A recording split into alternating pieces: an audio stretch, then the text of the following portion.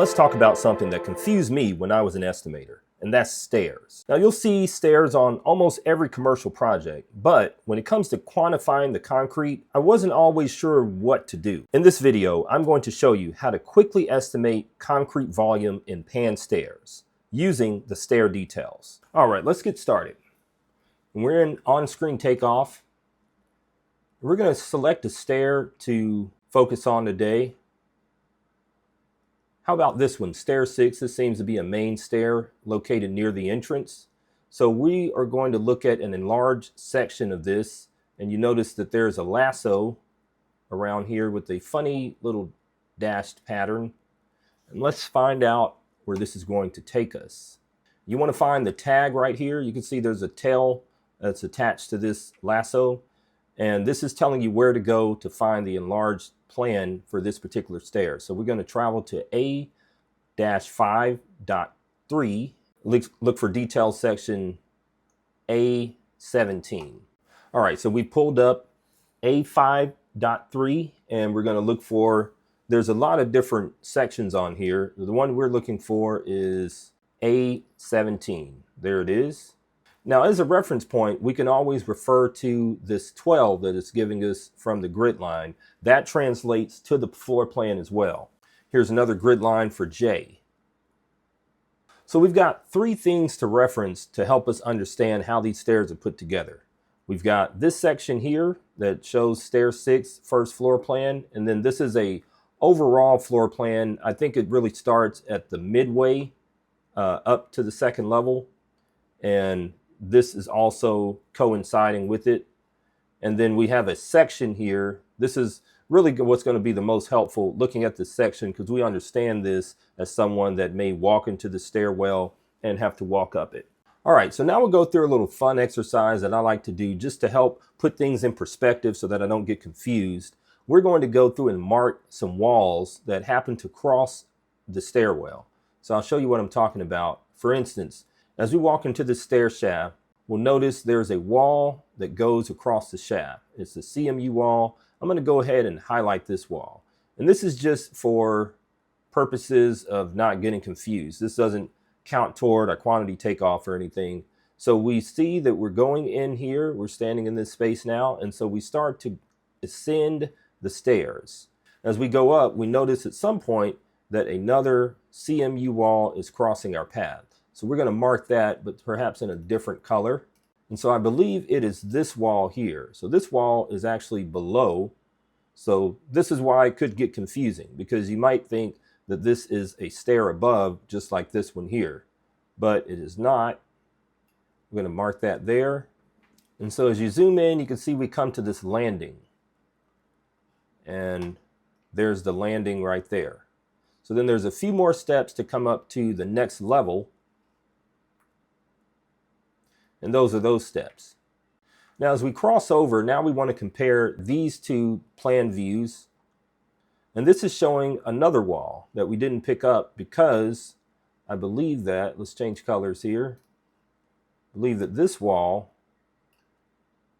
is actually that one. And we can verify this because you see this is an A2 type wall. This also says A2.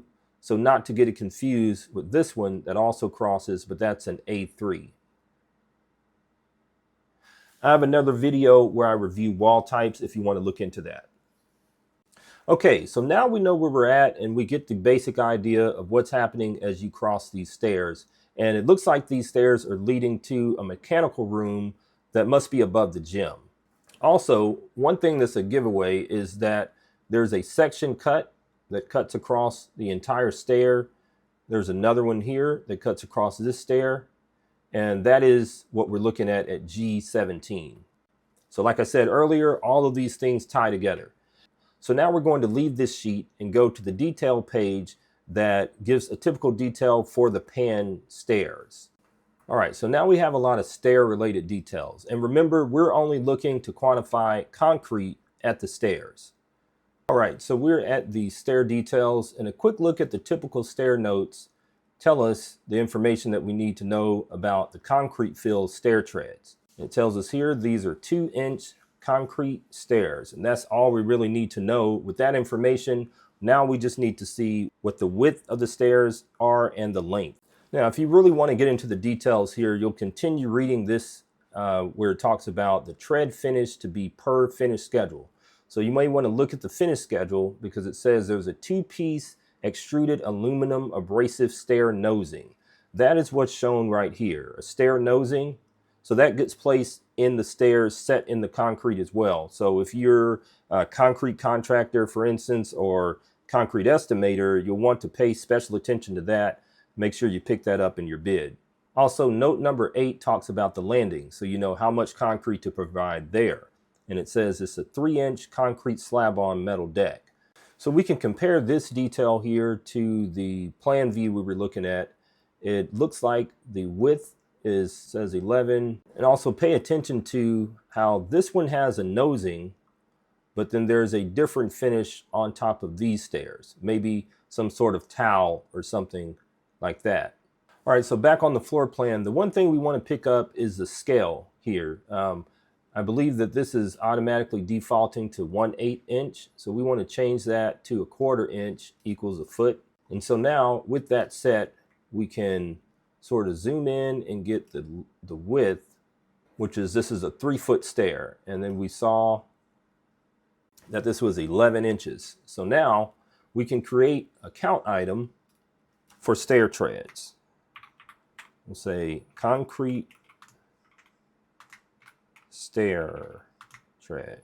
And we can change the shape to rectangular. And now it's allowing us to put the width in. Now I always forget which one is which, so we'll see here in a second. We say 3 feet by 11 inches. And we want to get a volume calculation. All right, so there's one stair tread. There's another. And to make this go a little quicker, I can lasso both of these and move 3 at a time or 6 at a time.